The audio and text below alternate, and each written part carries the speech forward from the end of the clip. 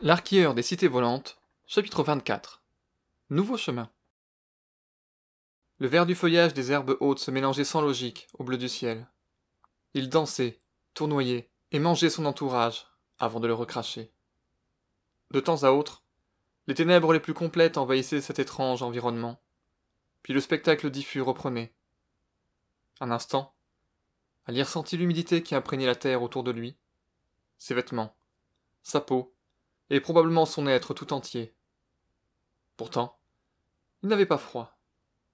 Le soleil réchauffait sa vie et son corps de ses doigts d'or. Noyé dans la béatitude, l'arquilleur souriait au monde. Provenant des confins de l'inconnu, un puissant cri le frappa, avec une telle rage que chacun de ses organes trembla. Alir crut qu'ils allaient exploser, sans plus de cérémonie. Ses muscles se crispèrent. Son cœur heurta sa cage thoracique avec tant de violence qu'il songea un instant qu'il refuserait de battre à nouveau. Cet assaut prit fin de nombreuses et lourdes secondes plus tard, lorsque Voliette referma la gueule. Il en fallut autant à Alir pour se remettre et comprendre où il se trouvait et comment il y était parvenu. Étendu à même le sol trempé, à côté de son hamac saccagé par le poids de l'eau recrachée par la dragonne, il observait vaguement le ciel, le corps meurtri et couvert de bleu. Sa mâchoire se crispa sous la douleur lorsqu'il fit l'effort de tourner la tête pour la fixer droit dans les yeux. Visiblement, une étrange colère bouillonnait en elle. S'il pouvait la ressentir ainsi, sans contact physique, cela ne pouvait que signifier qu'elle lui en voulait tout particulièrement. Dans son regard profond et lumineux, Alir y trouva la honte, le dégoût et l'absence totale d'indulgence.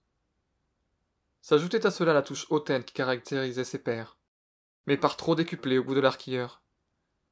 Il se sentait plus pathétique que jamais. Voliette opina du chef, comme pour approuver ses pensées intimes. Les deux êtres se connaissaient trop bien pour se cacher de tels sentiments. Elle lisait en lui comme dans un livre ouvert désormais. Les minutes s'étirèrent entre le bipède et les cailleuses.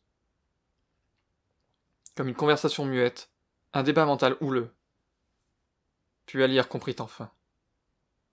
Voliette lui avait laissé suffisamment de temps pour se morfondre, accepter sa défaite et la digérer.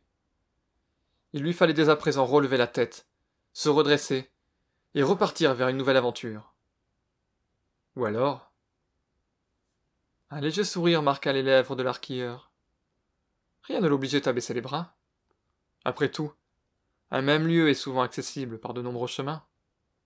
Le sien serait peut-être plus tortueux. À lui de se hâter, pour ne pas finir bon dernier. Armé d'un courage grandissant, il croisa à nouveau le regard de Voliette, qui cette fois sembla approuver, jusqu'à vouloir le presser. Elle approcha sa tête de son corps toujours étendu au sol, et commença à gratter sous lui, pour le pousser à se relever. Alir grimaça sous le manque de délicatesse de la dragonne, et les douleurs qui se réveillèrent. Recevoir une telle quantité d'eau en si peu de temps laisserait des marques cuisantes, pour quelques jours assurément. S'armant de courage, il serra les dents, s'agrippa tant bien que mal aux écailles, et se fit remonter sur ses pieds tremblants.